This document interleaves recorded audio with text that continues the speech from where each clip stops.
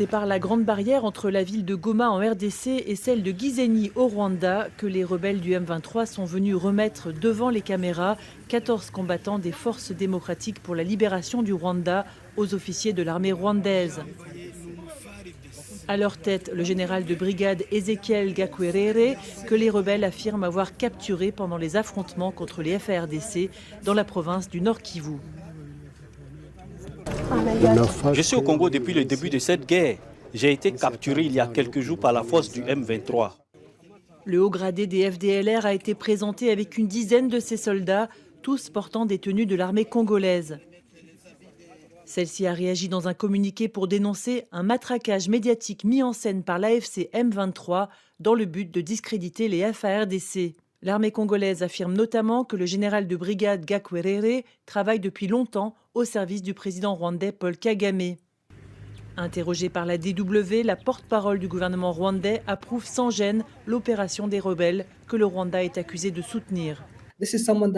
C'est quelqu'un que nous cherchions depuis longtemps à capturer pour le rapatrier et le traduire devant la justice pour les crimes commis pendant le génocide de 1994 et ceux commis depuis en RDC. C'est une bonne chose, cela rend l'Est de la RDC plus sûr. Dans son communiqué, l'armée congolaise affirme aussi que les autorités rwandaises ont pris d'anciens FDLR détenus dans la prison centrale de Gitarama au Rwanda et les ont habillés en tenue militaire neuve des FARDC pour les faire passer pour des combattants capturés à Goma. C'est chaque parti qui essaie de monter les enchères. Et en montant les enchères, il y a bien entendu du faux qui peut être présenté, mais ce qui n'exclut pas absolument l'existence du vrai par rapport à ce phénomène. La présence active des FDLR dans des zones frontalières du Rwanda est une des raisons avancées par Kigali pour légitimer l'action du M23. Nous préférerions collaborer avec le gouvernement congolais, mais le gouvernement de la RDC est responsable de maintenir les FDLR depuis toutes ces années.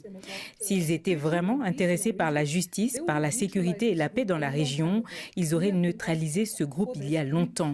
Nous l'avons demandé à maintes reprises.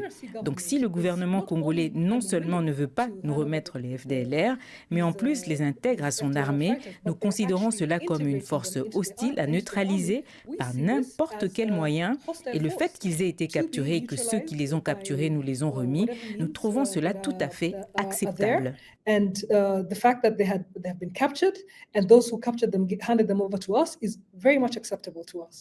La présence des FDLR sur le sol congolais